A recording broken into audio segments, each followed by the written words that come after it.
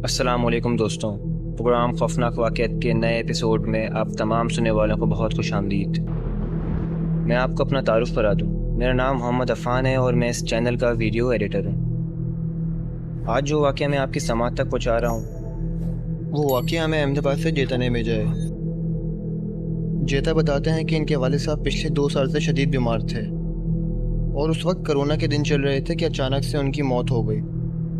हर मज़हब में मौत के बाद मुर्दे की आखिरी रस्मात अलग अलग तरीके से अदा की जाती हैं। जेता बताते हैं कि उस वक्त इनके पास इतने भी पैसे नहीं थे कि अपने वालिद की आखिरी रस्मात अच्छे से अदा कर सकें। जैसे तैसे करके इन्होंने अपने दोस्त से पैसे अरेंज करे। जैसा कि आपको पता है कि कोरोना की हालत में ज़्यादा लोग एक साथ इकट्ठा नहीं हो सकते थे।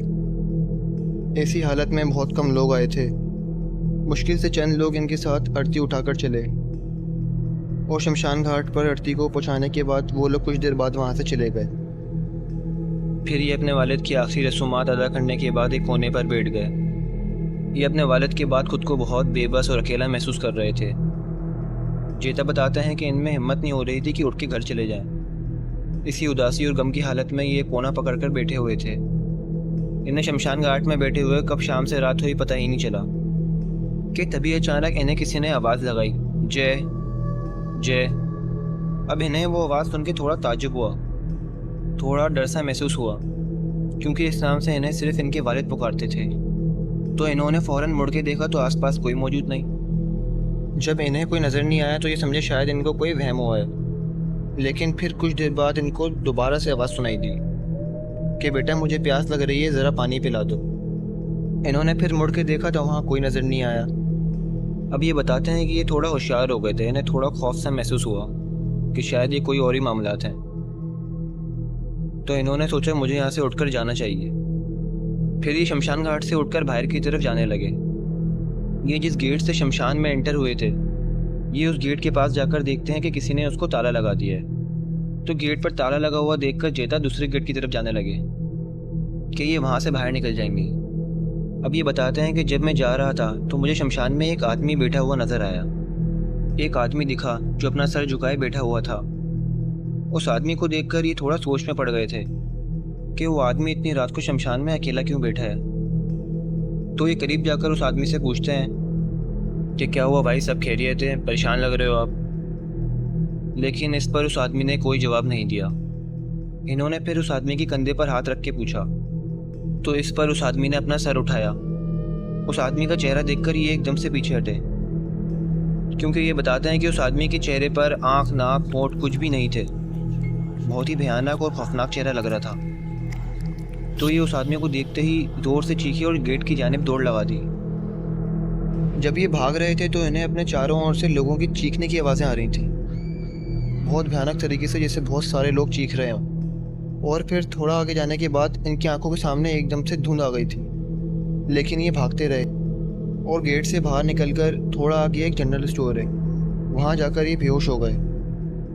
7-8 घंटे बाद जाकर इनको होश आया तो ये शदीद बीमार थे। एक तो बाप की जुदाई का गम और दूसरा ये भयानक हादसा। इसके बाद इनको बहुत दिनों तक बहुत बुरे बुरे से अजीब से ख्वाब आते थे। ये कहते हैं कि वो खौफनाक रात में कभी नहीं भूल सकता। वो मंजर, वो नज़ारा याद करके मैं आज भी कांप जाता हूँ। बहुत शुक्रिया जेता, आपने ये स्टोरी हमारे साथ शेयर करी। दूसरी स्टोरी सुनने से पहले आपसे एक रिक्वेस्ट है कि वीडियो को लाइक ज़रूर कर दें और आप ये वीडियो किस शहर से देख रहे हैं हमें कमेंट्स में ज़रूर बताइएगा। चलें बढ़ते हैं आज की दूसरे वाक़ये की तरफ। अब जिनका भयानक वाक़या मैं गोश गुजार कर रहा हूँ वो हमारी एक बहुत अच्छे लिसनर हैं जिन्होंने हमें ये खौफनाक वाक़या भेजा है। वो बताती हैं कि उन लोगों ने एक घर रेंट पे लिया था जो कि कब्रिस्तान के साथ था। उन लोगों के घर के बैक साइड पे एक कब्रिस्तान था और ये कब्रिस्तान मोहम्मद शाह कब्रिस्तान है जो कि नॉर्थ कराची में है। हमारी लिसनर बताती हैं कि उनका घर कुछ इस तरह था कि एक बहुत छोटा सा सहन था और उसमें 2 कमरे थे। और जो कब्रिस्तान के साथ वाली दीवार थी वहाँ काफ़ी दरख्त लगे हुए थे। जैसा कि अक्सर कब्रिस्तान में दरख्त वगैरह लगे हुए होते हैं, तो वो दरख्त की जो शाखें थी वो उनकी खिड़की से कमरे में आती थी और उन दरख्तों का साया इनकी छत पे रहता था। हमारी लिसनर बताती हैं कि सर्दियाँ चल रही थीं और हम लोग अपने कमरे में बैठे हुए थे। हम लोगों ने अपने कमरे का दरवाज़ा बंद किया हुआ था क्योंकि बाहर बहुत तेज़ ठंड हो रही थी। तकरीबन रात के 11 बजे का वक्त था कि अचानक से हमें अपनी छत पे किसी की चलने की आवाज़ आने लगी। जैसा कि सर्दियों में खामोशी होती है, रात को जल्दी दुकानें वगैरह बंद हो जाती हैं, जल्दी सन्नाटा लग जाता है, तो ज़रा सी आहट भी इंसान को वाज़ेह सुनाई देती है। वो बताती हैं कि जब कदमों की आवाज़ बढ़ने लगी तो हमें थोड़ा सा खौफ महसूस होने लगा। हमें ये लगा कि हो सकता है कोई चोर वगैरह हो, क्योंकि जहाँ हम रहते हैं वहाँ अक्सर वारदात और स्नैचिंग के केस होते रहते हैं। चूँकि वो एक सुनसान और वीरान गली थी तो वहाँ अक्सर घरों में चोर घुस जाते थे। तो हमारे जहन में यही बात चल रही थी कि शायद हमारे घर में कोई चोर घुस गया है, और कदमों की वो आवाज़ इस तरह से थी कि कोई एक कोने से दूसरी जानिब भाग रहा हो। अभी हम लोग वो आवाज़ सुन ही रहे थे कि एकदम से वो आवाज़ आना बंद हो गई। हम लोगों ने अपने कमरे का दरवाज़ा खोल के देखा तो वहाँ कोई नहीं। अब हम लोग थोड़ा खौफ में आ गए थे कि अचानक से वो आवाज़ जो आ रही थी वो बंद कैसे हो गई। खैर, हमने इस चीज़ को इग्नोर करा और अपने कमरे में आके बैठ गए। अब जैसे ही हम अपने कमरे में आए, सोने के लिए लेटते हैं, तो हमारे को फिर से छत पर से किसी की आवाज़ें आने लगती हैं। और इस मर्तबा जो आवाज़ थी वो हमारे बच्चे के वॉकर की थी। मेरी बेटी का वॉकर छत पे रखा हुआ था, और वो आवाज़ इस तरह से थी कि कोई वॉकर को चला रहा हो या घसीट रहा हो। हम लोगों में इतनी हिम्मत नहीं हो रही थी कि हम उठ के देख लें। हमारे दिल में एक खौफ भी था कि हमारा घर कब्रिस्तान के साथ है। पूरी रात कंटिन्यूसली वो आवाज़ें आती रहीं। हम खामोशी से अपने कमरे में लेटे हुए थे कि जो खिड़की है जहाँ से कब्रिस्तान हमारे नज़र आता है, वहाँ से ब्लैक शेडो गुजरा हवा के अंदर। जैसे कोई चीज़ उड़ते हुए जाती है, वो ब्लैक कलर का शेडो उड़ते हुए गया वहाँ से। हम पहले ही इतने खौफ में थे, और उसके बाद जब हमें ये साया नज़र आया काले कलर का, तो उसके बाद तो हमारी डर से जो हालत थी वो मैं आपको बता भी नहीं सकती। वो काले कलर का साया एकदम से हमारी खिड़की से गुजरा, और खिड़की से जब हम झाँक के देखते हैं तो सामने कब्रिस्तान है, कब्रें हैं वहाँ पे सामने तो, और वहाँ पे झाड़ियाँ, एक अजीब सा माहौल है। तो उस तरफ हम ज़्यादा देखते भी नहीं है खिड़की की तरफ। और पूरी रात ये मामला चलता रहा। कभी हमें ऐसा लगता कि छत पे कोई चल रहा है, कभी वॉकर घसीटने की आवाज़ आती, कभी हमें कोई साया नज़र आ जाता। हम लोग उस रात डर की वजह से सो ही नहीं सके। इसके बाद हमारी बहन बताती हैं कि जब अगले दिन वो दोपहर में घर का काम कर रही थी, तभी अचानक घर की डोरबेल बजती है। इन्होंने जाकर देखा तो दरवाजे पर 70-80 साल की एक बूढ़ी औरत खड़ी थी, और वो औरत इनसे पानी मांग रही थी। तो इन्होंने उस औरत को पानी लाकर दिया, पानी पिलाया।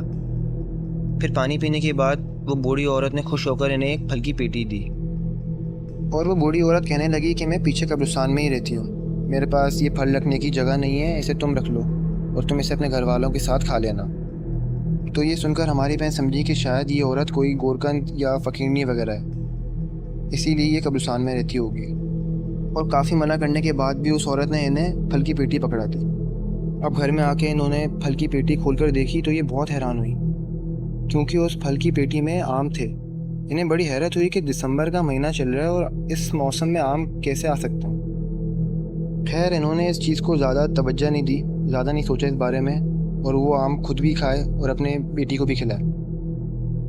अच्छा, अब ये बताती हैं कि जब वो आम खा रही थी तो इनका पेट नहीं भर रहा था, और ये कहती हैं कि ऐसे जायकेदार आम इन्होंने आज तक नहीं खाए।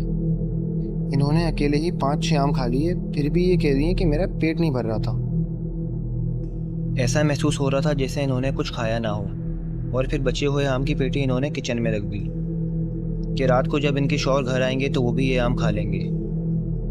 फिर जब रात को इनके शौहर घर आते हैं तो ये इनके लिए किचन में आम लेने जाती हैं। ये किचन में जाकर देखती हैं कि वहाँ आम ही मौजूद नहीं। ये देखकर ये थोड़ा परेशान होती हैं कि आम की पेटी इन्होंने खुद किचन में रखी थी तो ये अचानक से कहाँ गायब हो गई। बस ये सोच ही रही होती हैं कि इतने में इनकी नज़र किचन में रखे हुए डस्टबिन पर जाती है। जैसे ही ये किचन के डस्टबिन की तरफ देखती हैं, इनकी एकदम से चीख निकलती है, क्योंकि ये बताती हैं जो आम दोपहर में खाकर उसके छिलके इन्होंने डस्टबिन में फेंके थे, वो छिलके खून में लथपथ थे और उसमें से बहुत ज़्यादा गंदी बदबू आ रही थी।